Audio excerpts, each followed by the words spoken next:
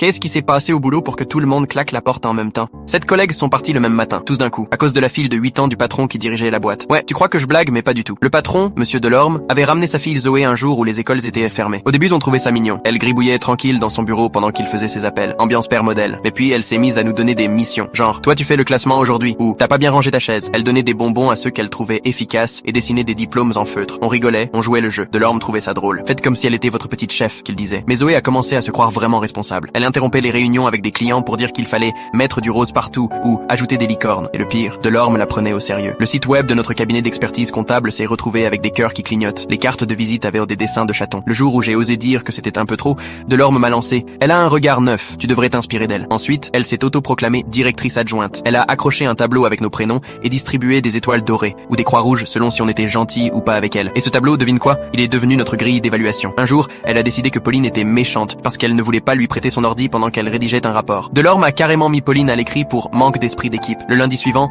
Zoé a déclaré que tous les vendredis, ce serait pyjama et glace obligatoire. Et paf, mail de Delorme à toute la boîte. Nouvelle politique de bien-être. Mais le moment où tout a explosé, c'était pendant une réunion hyper importante, avec un client qui nous confiait un contrat à plusieurs centaines de milliers d'euros. Zoé a débarqué, a grimpé sur la table et s'est mise à hurler « Libéré, délivré » à tue-tête. Et Delorme, il a juste dit « Elle veut qu'on garde notre âme d'enfant. Continuez vos questions. » Le client était livide. L'avocat d'en face ne savait plus où se mettre. Même la greffière a arrêté de taper. Après ça, Zoé a pointé Marc du doigt et a dit qu'il était viré parce qu'il avait une tête triste pendant sa chanson. Delorme l'a convoqué et l'a vraiment licencié pour manque d'enthousiasme. Là, tout le monde a craqué. Pauline a vidé son bureau en marmonnant qu'elle allait appeler l'ordre. Léo a dit à sa femme de commencer à chercher ailleurs. Salomé s'est envoyé tous les fichiers clients et a effacé les copies du patron. Et Zoé,